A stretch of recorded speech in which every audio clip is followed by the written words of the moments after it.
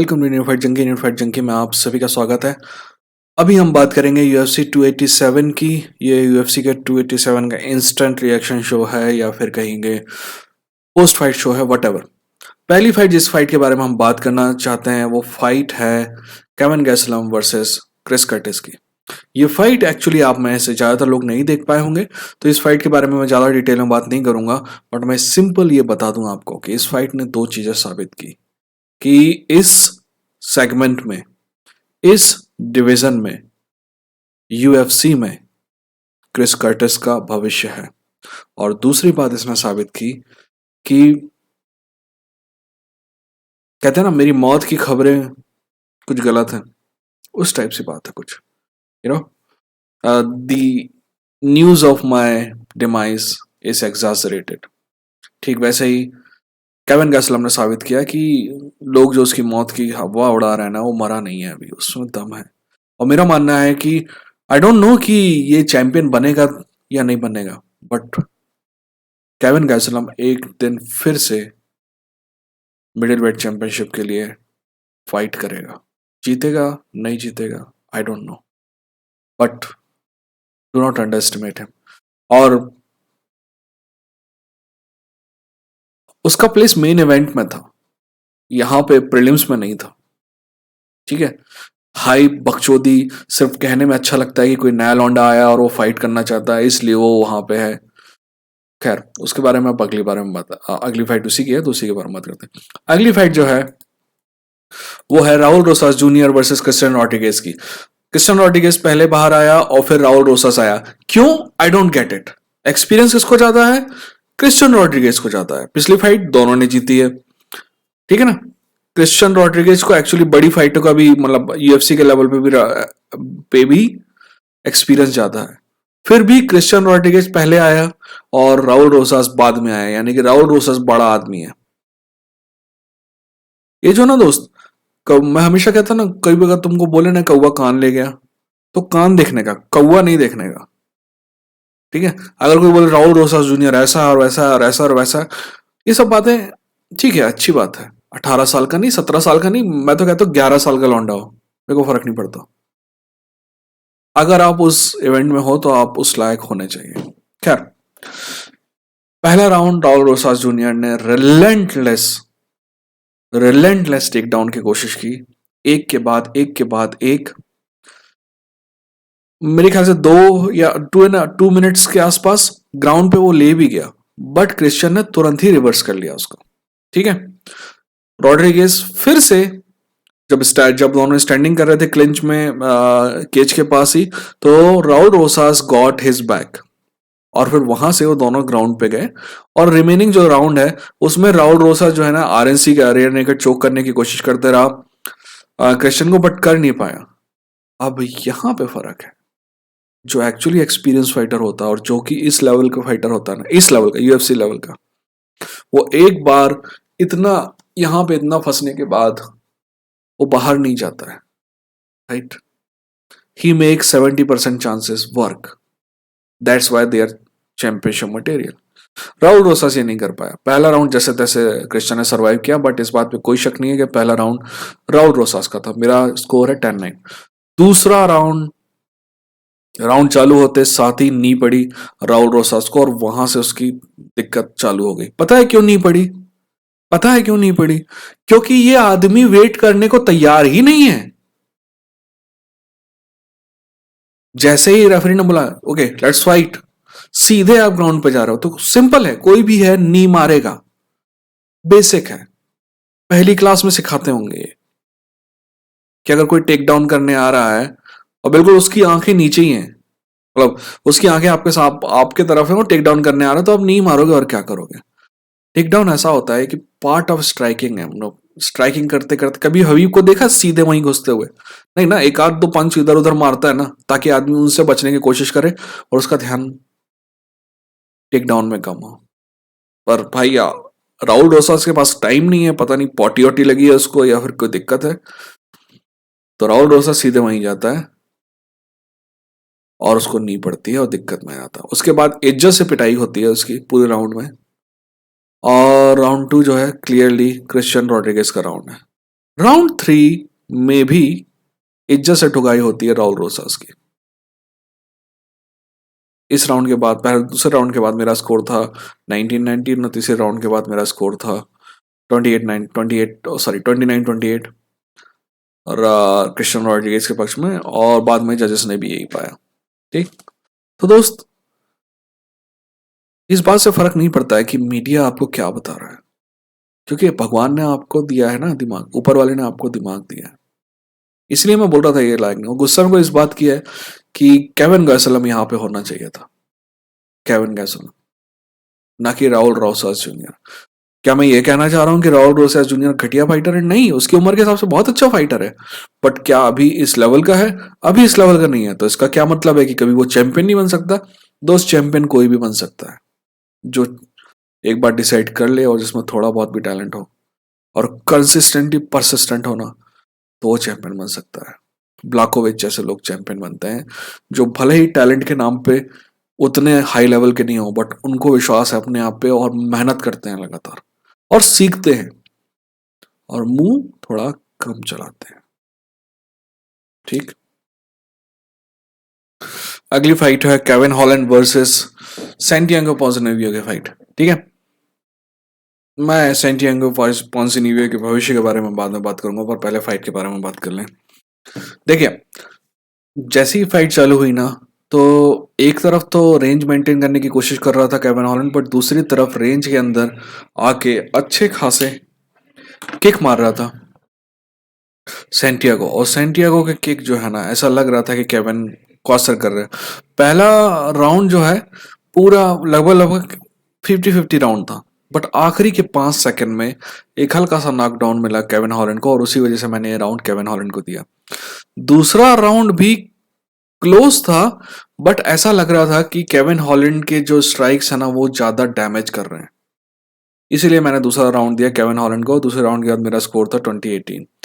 तीसरा round actually Santiago पोंजिनियो का बेहतर जा रहा था, और ऐसा लग रहा था कि केविन हॉलैंड का पैर जो है अभी नहीं तो थोड़ी देर बाद जवाब देने वाला है, पर तभी नॉकआउट हुआ केविन हॉलैंड के द्वारा सैंटियागो पोंजिनियो का। सैंटियागो पोंजिनियो जो है मुंह के बल गिरा, और उसको लग रहा था कि ये बहुत क्विक स्टॉपेज है, बट मेरा मानना है कि बिल्कुल सही स्टॉपेज है। जब आप मतलब जब आप चेहरे के बल गिरते हो ना, और क्योंकि इससे इम्पोर्टेंट, क्योंकि जब चेहरे के बल गिरते तो इससे नेचुरल थिंग कि हाथ सामने आएगा और चेहरा जमीन पर नहीं जाएगा, और उसको पूरा सर आके जमीन पर टकराता है।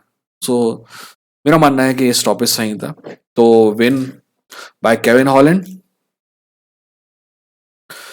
बाय टीकेओ और केओ। केविन हॉलैंड का भविष्य अभी है, अच्छा खासा है। केविन हॉलैंड अगर ये डिसाइड कर ले कि उसको चैंपियनशिप के लिए फाइट करना है, ना कि दुनिया को खुश करने के लिए, तो मेरा मानना है कि Kevin Holland can go very very far. जहां तक सैंटियागो पोंजिनियो की बात है, या दोस्त, एक समय था जब सैंटियागो, मेरा मानना था कि चैंपियन बनेगा, बट अब वो समय है जब यूएफसी सैंटियागो को यूज करेगी नए फाइटर्स को ऊपर ले जाने के लिए as a stepping stone. So I feel sad for Santiago, but he doesn't have to be ashamed of anything. He has achieved so much. He has fought many great fights, and anybody who thinks that Santiago Ponzinibbio is close to him or her, they should be proud of Santiago Ponzinibbio. Okay. अगली fight है Rob font versus ये Adrian यानेस की fight. ये fight starting से ही बहुत exciting लग रही थी, पर ज्यादा लंबी नहीं चली। एक्चुअली दोनों फाइटर, यानेस का जहां पे यानेस की स्ट्राइक जो है लैंड कर रही थी आपके रॉब फॉन्ट के चेहरे पर एट द सेम टाइम, जैसा कि हमने रॉब फॉन्ट की हमेशा की फाइट में देखा है कि रॉब फॉन्ट की जैब जो है ना, बहुत पावर नहीं है, बट बहुत एफिशिएंट है। तो उसकी जैब लगातार लैंड कर रही थी, और फिर राइट हुक पड़ा और टीकेओ, रॉब फॉन्ट विन।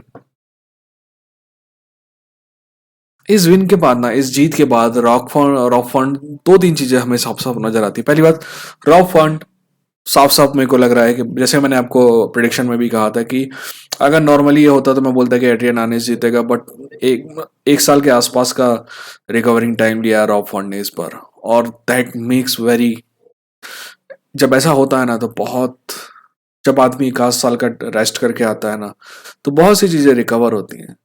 सबसे पहली बात जो रिकवर होती है वो है चिन, और दूसरी बात है कि रॉब फॉन्ट जो है हर फाइट में काफ़ी ज़्यादा डैमेज ले रहा था, बट इस फाइट के बाद हमें साफ साफ पता चलता है कि रॉब फॉन्ट पूरी तरह रिकवर कर गया है। इस टीके विन के बाद रॉब फॉन्ट मेरे ख्याल से नंबर 5 हो जाएगा रैंकिंग में, यानी कि अभी भी रॉब फॉन्ट अपने कैरियर के इस दौर में भी टॉप 5 पे बना हुआ है, जबकि बहुत से लोगों का ये मानना था कि रॉब फॉन्ट अब के गेट कीपर बन के रह जाएगा। अब बात करते हैं एड्रियन यानेस की। मैं वैसे तो अपना कोई वो नहीं है, एड्रियन यानेस अगर मैं उसको सलाह देता ना तो मैं यही कहता कि इट्स ओके, ये फाइट गेम है, ये होता है, you lost to a better fighter, it's okay, you have time, you have talent, okay, जहां गिरे हो उठने का, कचरा साफ करने का, धूल झड़ाने का, दोबारा मेहनत करने का टाइम है अपने पास, टैलेंट है अपने पास। मेरा मानना है कि एड्रियन यानेस अभी भी कंटेंडर बना रहेगा, और we should look at every Adrian Yanez fight. ठीक। अगली फाइट जो है वो थोड़ी सी खट्टी, थोड़ी सी मीठी है, किसी के लिए खुशी है तो किसी के लिए दुख भी है। ठीक है।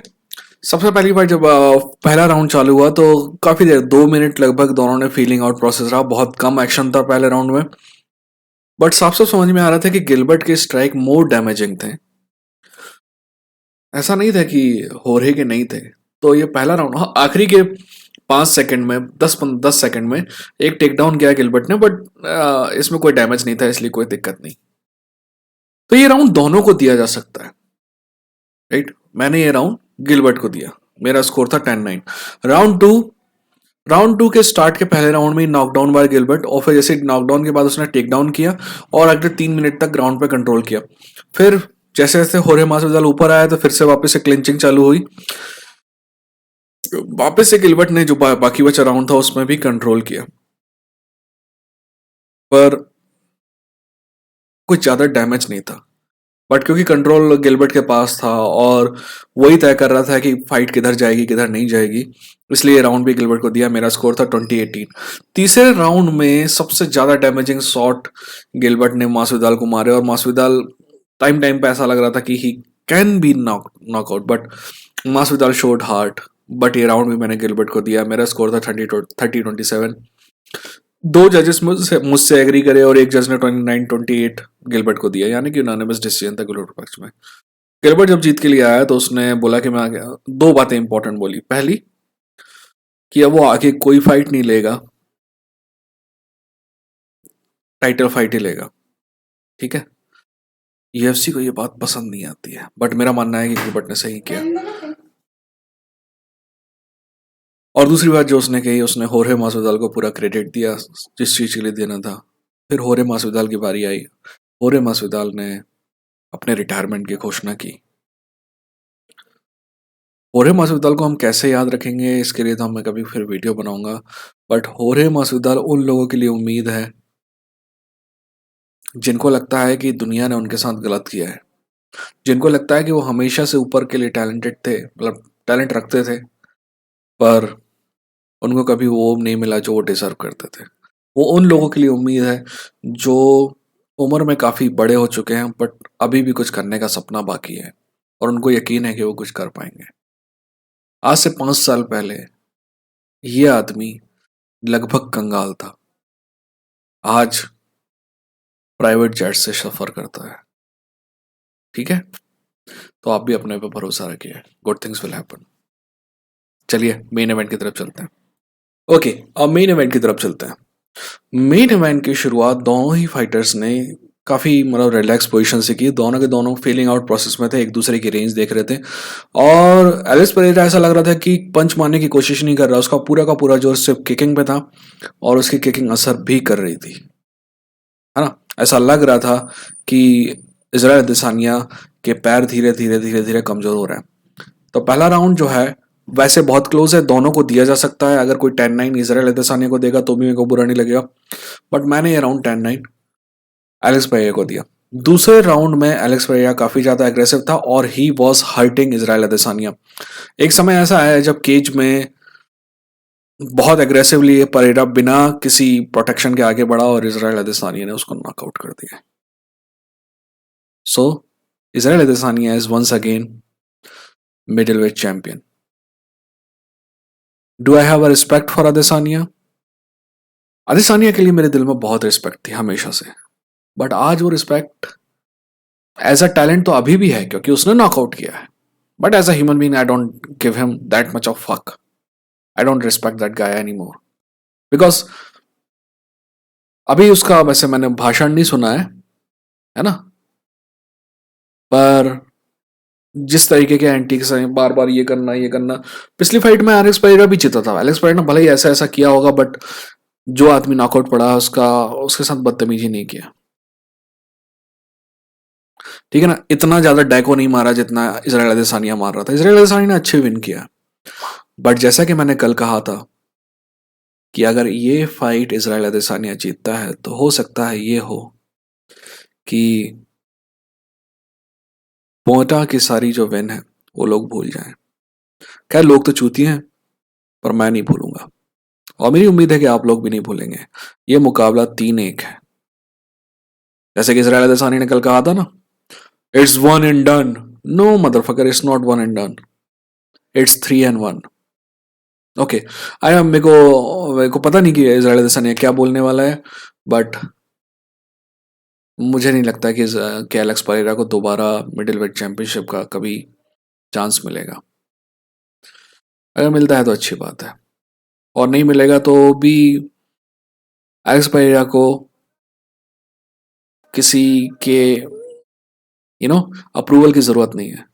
और जहां तक इजराइल अदेसानिया की बात है, जैसा कि जॉन जोन्स है, मैं हो सकता है कि as a human being don't respect them at that much, I don't give a fuck that much, but as a fighter Israel Adesanya इज्जत करने लायक है, and he is one of the best, if not the best striker in UFC. Okay, so take care of yourself, अपना ख्याल रखो, अपनों का ख्याल रखो। ये था इंडियन फाइट जंगी, लड़ेंगे, जीतेंगे। ठीक है।